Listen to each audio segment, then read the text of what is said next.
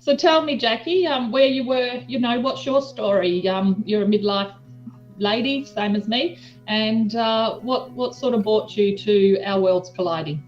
Last 3.5 years have been unpleasant.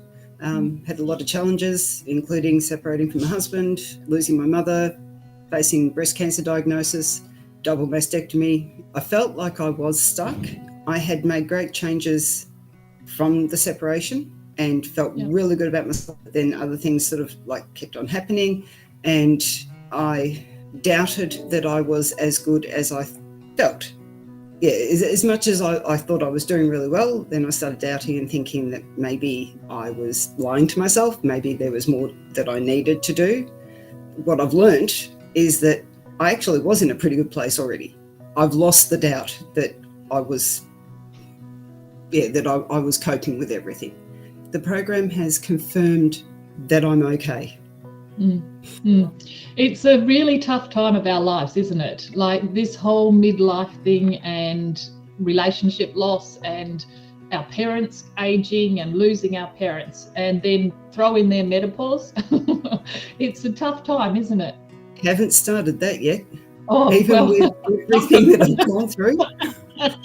No sign of it coming yet.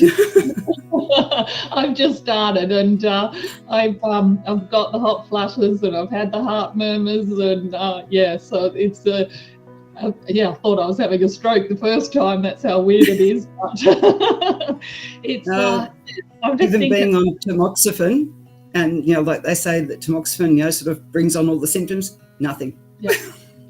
Oh well. I think it's sort of funny because it's the first time in my life I've actually been warm, because I'm usually cold, and I'm actually, hot flushes are working for me, so I'm quite happy. So how do you how's going through this journey for you, how's it been like on a day-to-day basis? How did you used to feel, and how do you feel about yourself now that you've sort of come home a little bit more, rediscovered yourself, and you're more happy within your I suppose it's such a journey back home to give ourselves permission to be okay, isn't it? It is, yes. I am so much more relaxed than I was prior to the separation. My husband and I are amicable. I've seen him the last 3 weekends in a row, and we get along fine, but I don't ever want to get back into a relationship with him, because I lost my faith and my trust in him. Yeah. And I don't believe that as much as he has changed, yeah, what I saw before is still in there, and I don't want to see it again. So I'm now relaxed. I'm not on edge. I'm happier. I have been able to actually make friends of my own, whereas before everybody that I knew I'd been introduced to by my husband. So I sort of didn't have any friends as such that weren't his friends. I've been able to keep in contact with some of the friends that I did make through the relationship, because both myself and those friends want to maintain the friendship. And others I've let go because it just wasn't what I wanted, and it wasn't what I needed. I've had friends comment on how much happier I am, and how much more outgoing I've become. I will talk more than I used to. I will get involved more than I used to. I will do things that I didn't feel comfortable doing before. I've still got a long way to go with that, but it's small steps. I've done the mirror work, and I'm really good with the mirror work, and I'm okay with it, and it's great. Can't stand photos yet. Yeah, because they look different. Yeah. So I'm doing the same thing with the photos as what I did with the mirror, and figure that that's got to be a good start. Good. And I've got to work on photos, because that's what people see in social media these days. Yeah. If I wanted to start on a dating site, I need photos. If I want to join a friendship site, photos. So that's my next job. Well, it's my current job.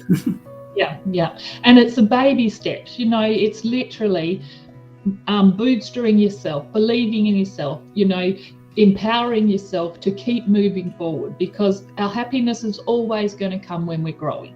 And so it is literally a step-by-step journey. You can't do it overnight. You're not meant to do it overnight. But, having new tools and skills and your own confidence that you are okay, that's going to keep you going forward. So what are some of your passions? What are some of the things that you like doing? Everything that requires nice weather. Walking, like bushwalks, walking in general, being out in the garden, just going and visiting friends when it's winter time, and it's been miserable in Perth this winter. You look out the window and go, no, I don't want to go out today. Just stay at home in the heat. I enjoy knitting, which I'm doing at the moment. I enjoy studying, and I'm actually doing a short course through work, just online, in my, as I can. So I'm enjoying that. But don't have any big passions. Nothing that I go out and change the world or anything like that. I'm quite happy just being me and enjoying life day to day. Okay, so what were some of the things that you found out about yourself? Like, did you used to walk on eggshells? Could you ask for help, or, could you ask for what you wanted, or did you have strong boundaries in the past? It's a negative answer to all of that before the separation. I arranged the sale of the house, packed it all up, moved myself and my girls into a rental until I worked out what I wanted to do, made the decision to build a house, and went through all that. My girls were involved with it because they were going to be living with me, but everything was finally my decision, So I don't have to walk on eggshells anymore because I'm not having to come home to my husband. I have been able to put in boundaries because he's not involved. I can do it with other people. I just couldn't do it with him. The job that I'm in now, I've been there for 3.5 years. My previous job, no boundaries. This job, I've started it and went, you know what, not doing the same thing again. So it's much better. Good girl. What about your girls? What are they seeing in their mum? Everything that they've seen since the separation. They saw me break down the first few days and then go, you know what, I can't do this. Got to keep, getting things done because otherwise nothing's going to get done.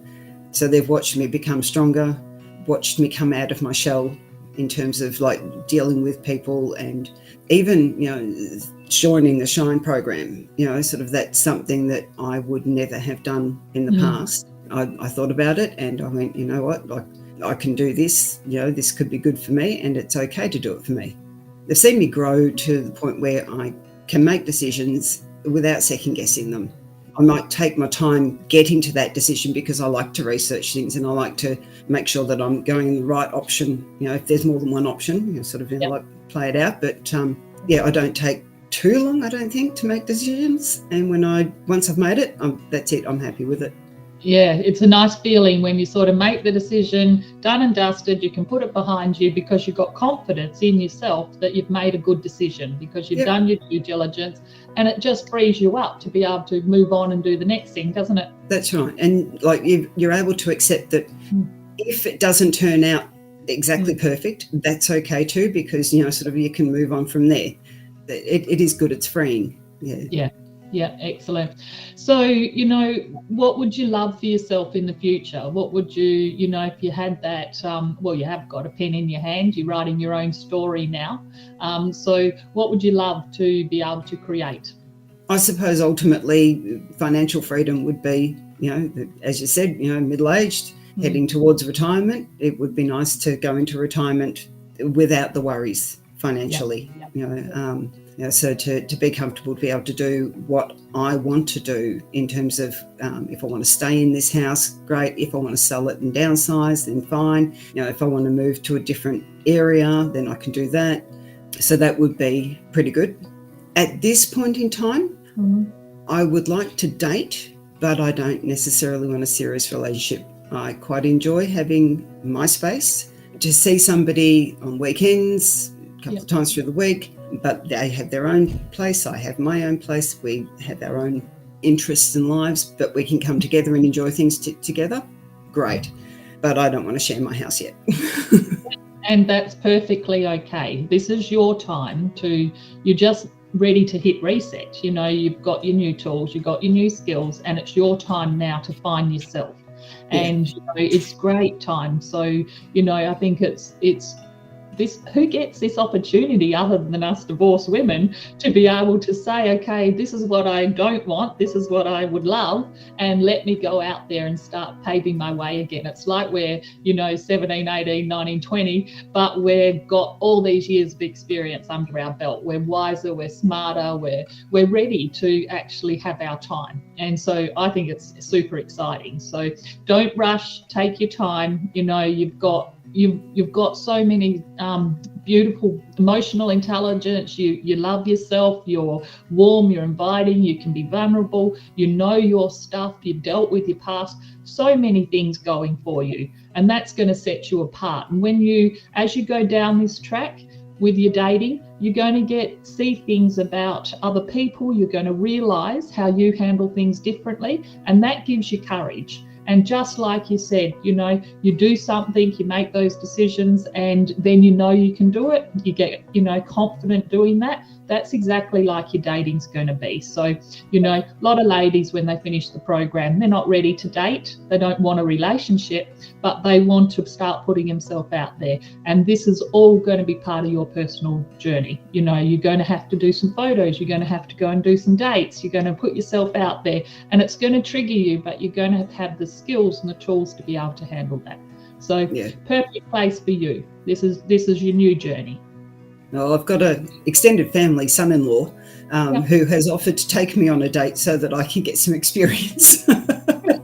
It's always good to have a wingman. Once you get comfortable with it, there's half a chance that you're going to meet someone generically in your everyday life, organically, and there's half a chance that you will use the online dating. We see about half and half. And, you know, neither's right or wrong. I just see online as all it is the opportunity to meet someone. You shouldn't be spending a lot of time like dating online. What you want to do is get them, you know, get to a place that you're meeting them straight away, you know, after you've done a bit of vetting. It's just a tool. And then once you start getting to know each other, then you let your personality show. Be vulnerable, you know, be open, and because you don't need to be fearful. You know, if it doesn't work, it doesn't work. We know that it's a numbers game, and we know that not every person is going to be your person. And when you're discerning and not wanting to have a relationship, that's when you're going to be great in a relationship. As I said, at the moment, not interested in a serious relationship, but I know that it's not impossible that could change when I meet somebody. Yeah. You know, it's like things happen, life happens. Yeah, excellent. So do you see your girls, like, are they similar to where you were, or, you know, what's their personalities like? We are all very similar. We share a house together, yet we get along tremendously. I could not ask for a better relationship. They're more like, we actually all say it's more like a friendship in a shared house than it is mother and daughters, but they don't take advantage. We share the chores, you know, like in a share house. We all pitch in. We are all courteous in terms of letting each other know what we're doing, where we're going. You know, my daughter turned around and said Thursday night, she said, oh, now this weekend I'm on a wine tour with Ricky. That's fine. Okay, you know, how are you getting there? So I'll drop her off at her friend's place tonight. Then they get up in the morning, they go on their wine tour, and I'll pick her up tomorrow night so that her car's at home. We just do what needs to be done. You know, if I couldn't do it, my other daughter will pick her up or whatever. It's really, really good.